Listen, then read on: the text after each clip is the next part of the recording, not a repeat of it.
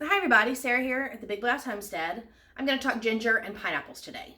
These are things that can be grown in majority of the zones across the U.S. I'm in zone 7B here in South Carolina, and my temperatures here are hot enough to actually grow all kinds of stuff that are considered tropicals. I mean, there's tropicals and then there's real tropicals. But these are considered tropicals, and I can grow those because I do have a high enough climate and enough humidity for that. But I want to talk about store-bought ginger and a store-bought pineapple. Now, we eat a lot of pineapple in our house, but I've never really successfully grown them in my garden because I never had space until we moved here. And so now that we're here and I have all this acreage to work with, I'm going to start, because I gave myself time last year to practice, and I'm going to start saving every pineapple top that I have. And I am going to regrow pineapples. And then with the ginger, I love ginger. I eat it in all sorts of Asian cuisine that we cook. I also juice it, and I steep it for teas because ginger is just a very beneficial nutrient to put into your body. It's got medicinal properties, and it's a beautiful, beautiful taste. I love ginger. So anyway, let's talk ginger first since it's right here in front of me, and then we'll get to the pineapple. What I have here is just a root. Now, it's store-bought. I bought a big giant piece, and I spent less than $2 on it, and yeah, I got a lot rooted from it. Now, the problem is this one I kind of neglected and I forgot about because it was in a separate bag. So the bag dried and then it dried up.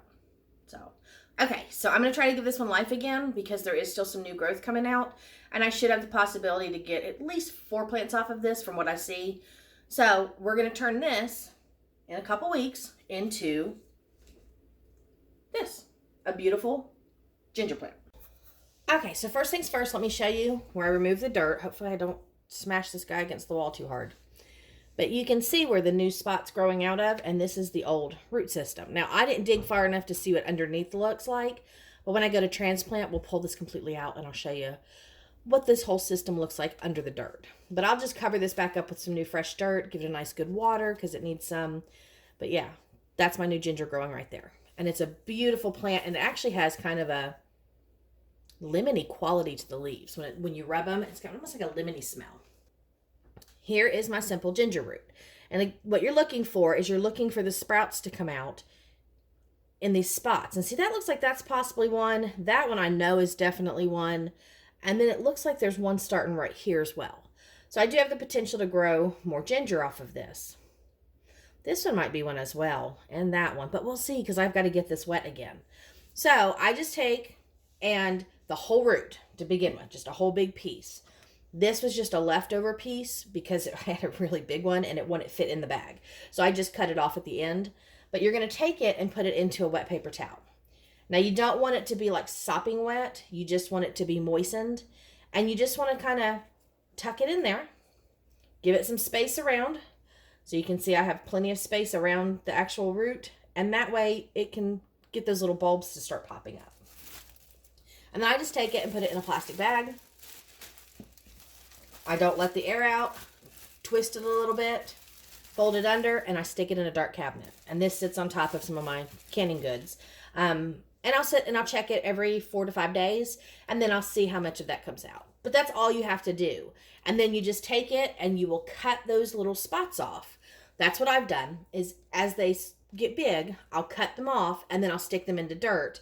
And then I end up with all kinds of ginger growing. So I'm going to talk quick because Brandon's in here playing a video game. But this is the ginger that I've grown. I have this pan over here that I started a few weeks ago. And then the rest of these that are potted, I actually started a month and a half ago. And they give you really nice big growth on that. But check out these in the pan. Since these are the newest ones that I've done, you can see where I have all these small sprouts coming up. They will kind of grow when they want to. As long as you keep this moist, they're going to do what they need to. And you can see where some of them are actually starting to grow, the secondary gingers. And I have a volunteer. I'm not sure what that guy is, but I'll probably pull it here soon. But yeah, I've got ginger growing. Lots and lots of ginger. And a really good tip when it comes to growing your own ginger at home, it needs time. Any ginger root needs at least 8 to 9 months of full growing potential to form a good sized root. I should be able to, though, get some nice stuff out of this because I started it early. If you started ginger now and got it planted in your, zones, you might still be able to get quite a bit off of that. So I wanted to share that now. So let's talk about this pineapple, because I want to show you how you can pull a pineapple top. And yeah, it looks dried and gross, but we made sure that pineapple was nice and ripe. But pineapple top to pineapple plant. You go to grow pineapples. Pineapples don't just need water in the base, they also like to feel it on their leaves. Trying to find, this one's kind of dusty. Hopefully you can see that. They like to be rubbed down. They are a tropical plant, so if you just get a washcloth with some warm water and come through every once in a while and just give them a little extra love, it has a tendency to help them grow better. It makes them mimic outdoors, and they do really well. Now, I don't prune any of this stuff off. This is original growth, and any of my leaves that have browning on them, I don't know how to prune those. So if anybody has suggestions on that, please let me know, because I would love to know if I can just cut that away. See, I mean, the big one's here, or if I should just leave that because it's not hurting my plant. But yeah, just give them a little bath, little washcloth bath every once in a while, because they really, really, really do like to be wet. You don't want to be overly moist with the soil itself, though, because you don't want to hurt the root systems. But I've had this one in a glass with just water. And see, I should probably change this water out. I changed it the other day.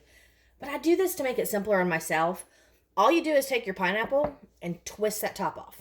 And it can take a minute, but you can twist and twist and get that top off and put it into water. Now, you can pull off bottom leaves, but you don't always have to.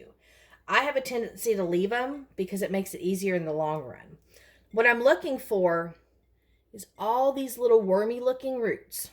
See how much has formed in just a few days? I'm looking for those root systems.